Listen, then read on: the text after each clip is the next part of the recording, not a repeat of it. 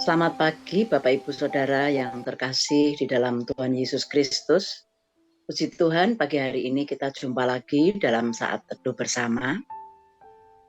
Kita akan merenungkan firman Tuhan dari pedoman saat teduh 4B GKI Residen Sudirman hari Minggu tanggal 4 Desember 2022 dengan tema The King of Hope. Bapak Ibu dan Saudara, mari kita persiapkan hati kita memuji Tuhan dari lagu Iman Pengharapan. Mari kita pujikan bersama.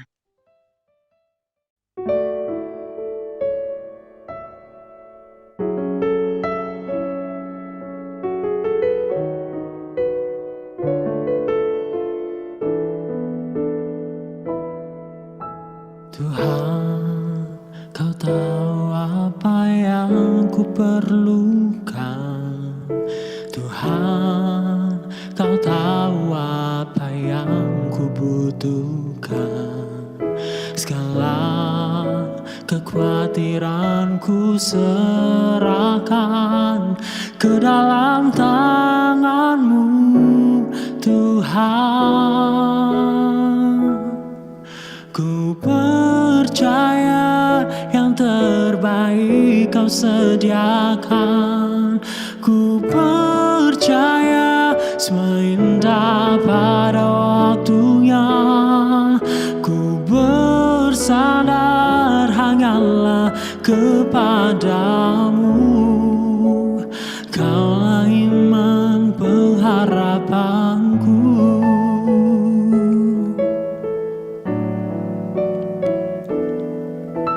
Tuhan, Kau tahu apa yang ku fikirkan. Tuhan, Kau tahu apa yang ku gumulkan. Seluruh masa depanku letakkan ke dalam tangan-Mu, Tuhan. Ku percaya yang terbaik Kau sediakan. Ku percaya semua indah pada waktunya. Ku bersandar hanyalah kepadamu. Kaulah iman pengharapanku. Ku percaya yang terbaik Kau sediakan. Ku percaya semua indah pada waktunya. Ku bersandar hanyalah kepadamu. Kaulah iman pengharapanku. Ku percaya yang terbaik Kau sediakan. Ku percaya semua indah pada waktunya. Ku bersandar hanyalah kepadamu. Kaulah iman pengharapanku.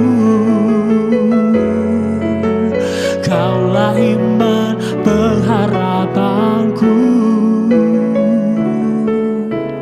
Kaulah iman pengharapanku.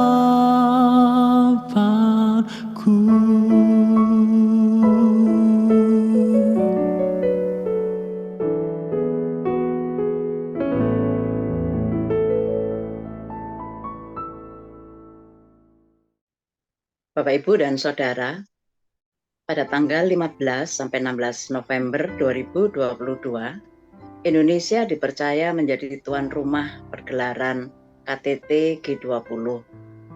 G20 atau Group of 20 adalah sebuah forum utama kerjasama ekonomi internasional yang beranggotakan 19 negara dengan perekonomian besar di dunia dan satu lembaga Uni Eropa. G20 merupakan representasi lebih dari 60% populasi bumi, 75% perdagangan global, dan 80% produk domestik bruto dunia.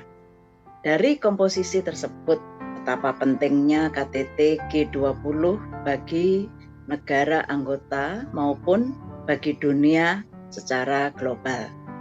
Maka ketika Indonesia dipercaya menjadi tuan rumah, pemerintah mempersiapkannya dengan sangat baik. Menurut banyak media luar dan dalam negeri, KTT G20 di Bali sangat sukses karena dipersiapkan dengan baik. Matius 3 ayat 1 sampai dengan 11 merupakan seruan pertobatan Yohanes Pembaptis bagi umat Israel agar dapat mempersiapkan diri menyambut Raja yang menyelamatkan setiap orang yang bertobat dan percaya kepadanya. Bapak, Ibu, dan Saudara, Matius 3 ayat 1 sampai dengan 12 nanti akan dibacakan oleh Pak Yosa sebagai dasar renungan kita pada pagi hari ini. Mari kita berdoa. Bapa dalam surga, Bapa yang sangat mengasihi kami dengan limpah.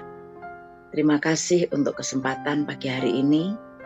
Kami masih dapat bertemu satu dengan yang lain di ruang Zoom ini. Kami akan melakukan saat teduh bersama Bapa.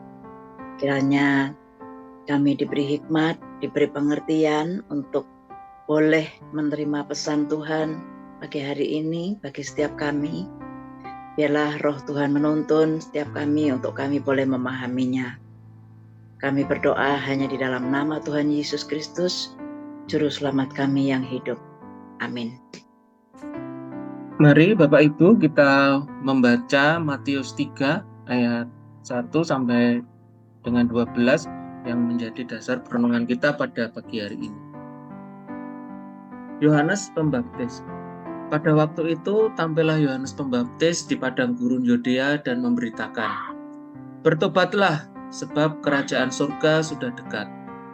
Sesungguhnya dialah yang dimaksudkan Nabi Yesaya ketika ia berkata, "Ada suara orang yang berseru-seru di padang gurun, persiapkanlah jalan untuk Tuhan, luruskanlah jalan baginya."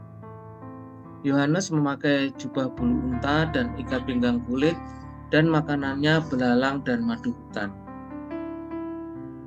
Maka datanglah kepadanya penduduk dari Yerusalem, dari seluruh Yudea dan dari seluruh daerah sekitar Yordan. Lalu sambil mengaku dosanya, mereka dibaptis oleh Yohanes di sungai Yordan.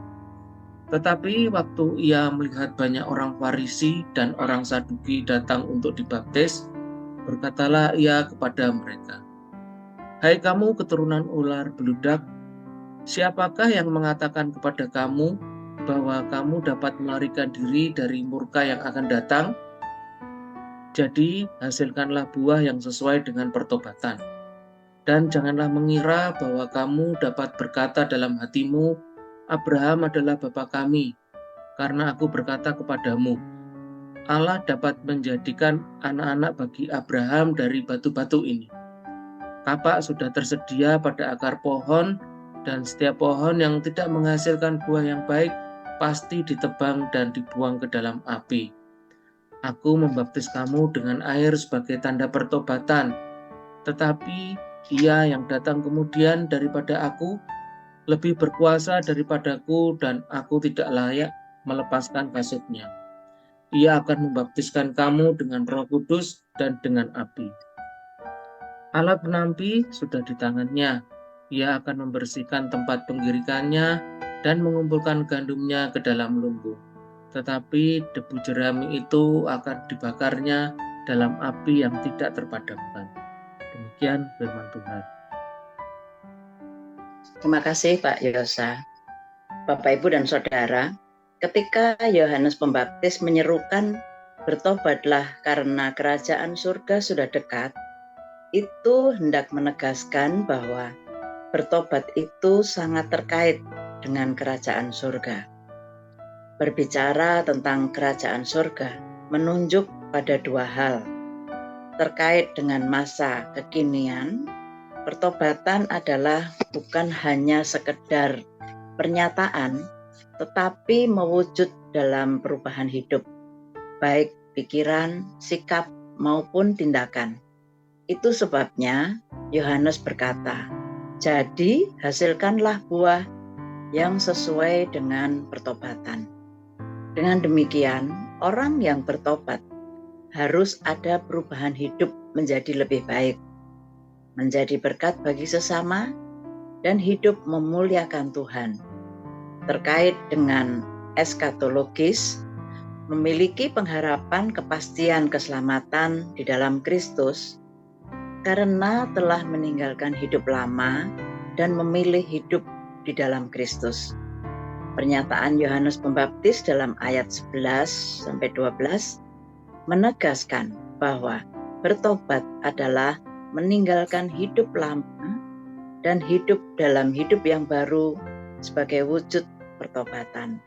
Selanjutnya, menjadi penting dibaptis oleh Kristus dengan Roh Kudus dan dengan api yang dapat dihayati sebagai menerima Kristus sebagai Tuhan dan Juru Selamat pribadi. Bagaimana Bapak Ibu dengan kita? Mari kita merenungkan. Bapak Ibu dan Saudara, mempersiapkan diri menyambut kedatangan Tuhan Yesus Kristus, Raja Pengharapan, adalah hidup dalam pertobatan sebagai wujud kita telah mengalami keselamatan dari Kristus. Mari kita berdoa. Ya Tuhan, kami bersyukur kalau pagi hari ini kami masih berkesempatan untuk membaca dan merenungkan firman Tuhan. Tolong setiap kami ya Tuhan untuk kami boleh merespon firman Tuhan yang Tuhan berikan pada kami. Tuhan akan menolong kami agar kami dapat menghidupi hidup bertobat dan keselamatan di dalam Kristus yang telah masing-masing dari kami menerimanya dan mengimaninya. Terima kasih ya Tuhan untuk firman-Mu pagi hari ini, boleh mengingatkan setiap kami bahwa kami harus menghidupi hidup sesuai dengan kehendak Tuhan yang Tuhan mau daripada kami, dan kami akan terus berusaha pastinya dengan pertolongan-Mu ya Bapa, untuk kami dapat melakukannya dalam hidup kami hari lepas hari. Terima kasih Tuhan, dalam nama Tuhan Yesus kami berdoa. Amin.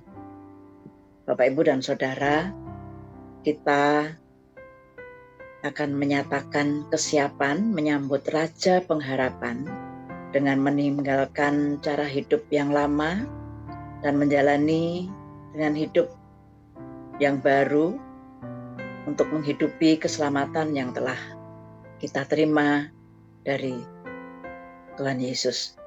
Tuhan akan menolong dan memberkati kita semua. Amin.